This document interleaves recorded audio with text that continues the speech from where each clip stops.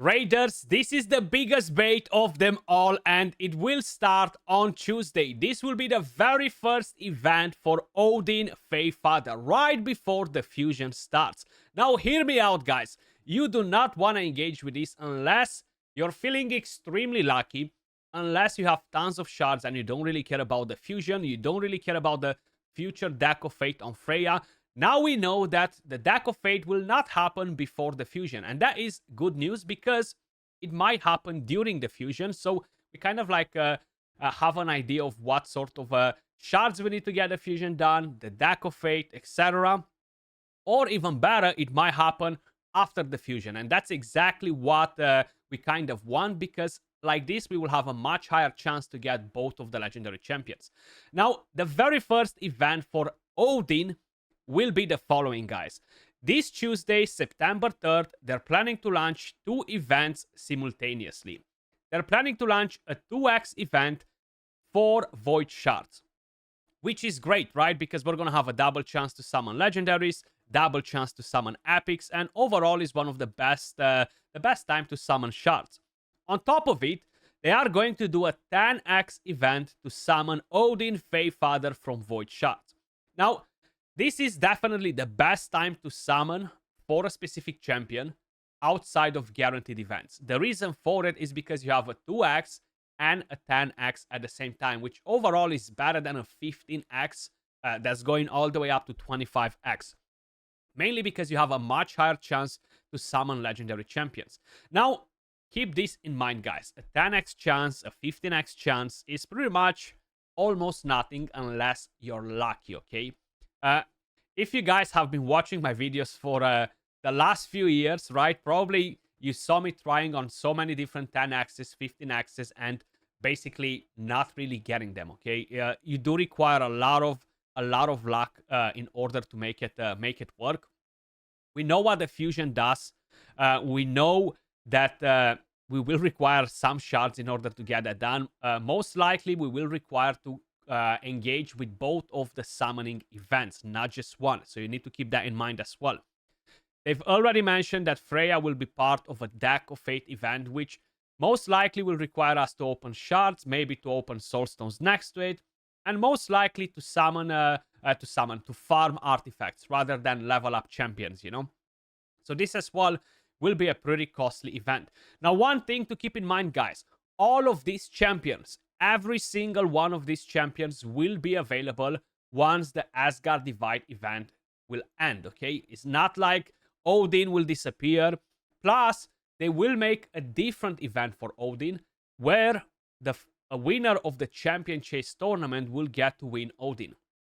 Now, personally, I would prefer to save all of my Void Shards and try to win that event rather than gamble it on a 10x and end up with a Gurgo or with a trash Void Legendary Champion that won't really do much for me, you know?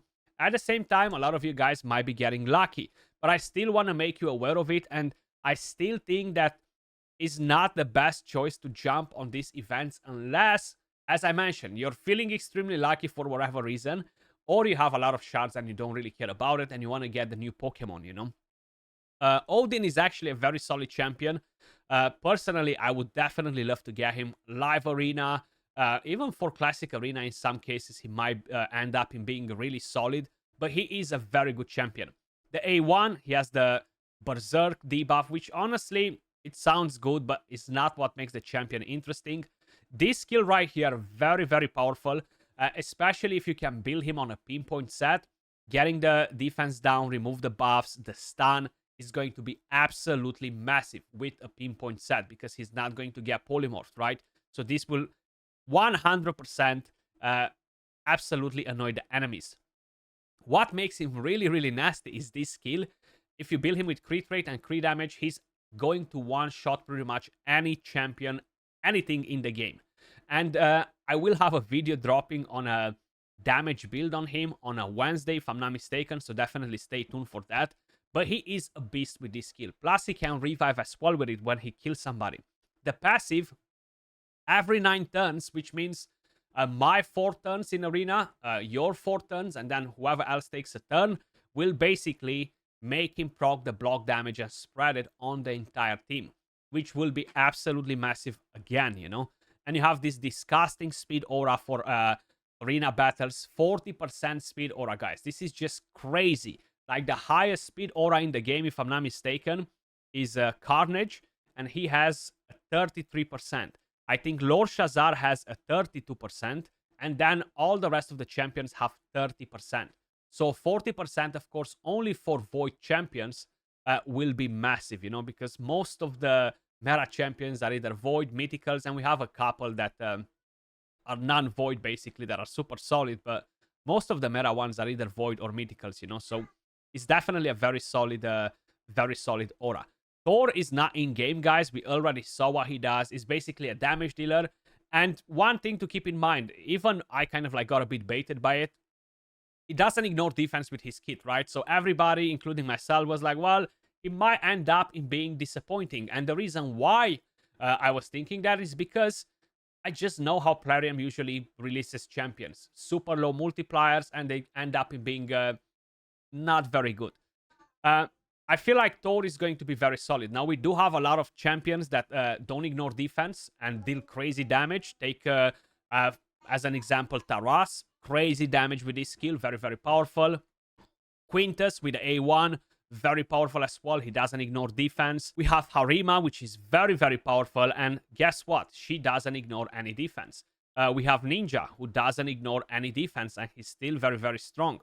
Mishinaki doesn't ignore any defense. Still a very powerful champion. So keep this in mind, because there are a lot of solid damage dealers that actually do not ignore defense. So definitely don't judge Thor just for that simple fact that he doesn't ignore defense, okay? He might not be the most OP champion for Arena, but he will be very powerful in other areas, you know, because he has the AoEs, the passive.